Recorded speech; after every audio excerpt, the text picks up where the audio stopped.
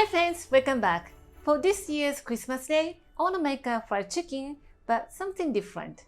As I told you, Japanese people like to have a fried chicken from KFC, but another popular fried chicken is from a Japanese-style hamburger shop called Mos Burger. And the Mos Burger have their own style fried chicken called Mos Chicken, and it is so tasty. The crispy on the outside, it is really crispy. And the inside is so juicy and tender. It has a very Japanese style soy sauce based seasonings and it's so delicious. I've been thinking how to make it for a long time and finally I nailed it. Let's get started. The original Mos chicken is made with chicken thigh with the bone to grab it, but today I made it with chicken breast. Chicken breast is so cheap in Japan, it cost me only 68 yen per 100 grams, which is about $2 per pound. But the cost is raised within these several months, which used to cost us 38 yen per gram. Anyways, it is still cheap and it is a good protein source to have on a daily basis. Slice diagonally to cut the grain into 3 to 4 pieces. To make it even thickness, cut open the thick part.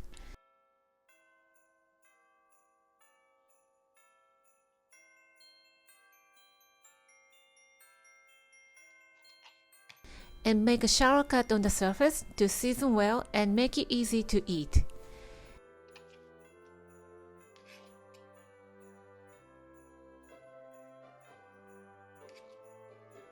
And put them in a bowl and add all the seasonings.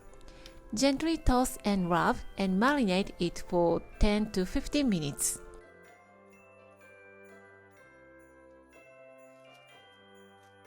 Meanwhile, let's prepare the butter and the crust.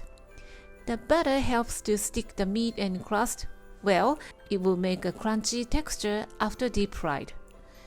I always keep egg whites from my baking, like cookies and custard pudding or creams, so I always have leftover egg whites in the freezer. It should be the consistency of the crepe butter or tempura butter. It should not be too thick. Set aside until used. Next, we prepare the crunchy crust. The secret ingredients of the crunchy texture is rice crackers. Any kind of rice cracker can be used, but I use plain deep-fried rice crackers, expecting that they will make a crunchier texture. Put them in a Ziploc bag and use a rolling pin to bang it and crumble it into a panko breadcrumb-like powder. And roll them out from the outside of the bag and make them into fine pieces. And it looks like this. And mix with panko breadcrumbs and potato starch. If you don't have a potato starch, you can substitute it with cornstarch. Transfer them into a shallow container. And everything is ready, let's start breading. This is how I do. Cover the cutting board with a piece of plastic wrap. Dust generously with all-purpose flour. Line the drained chicken over the floured surface and dust the other side with all-purpose flour.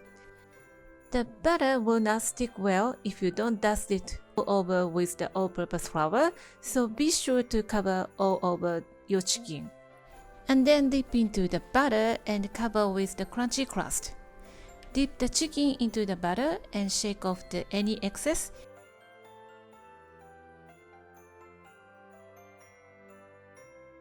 Place them in a container filled with a crunchy crust and place them in the other container.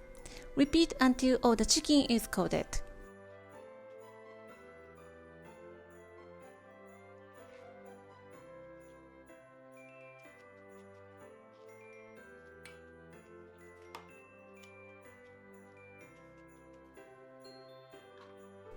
And you can refrigerate this up to 2 days before the party starts.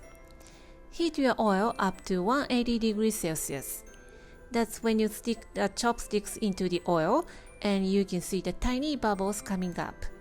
Or just drop a piece of panko breadcrumbs, it will float to the surface in a few seconds.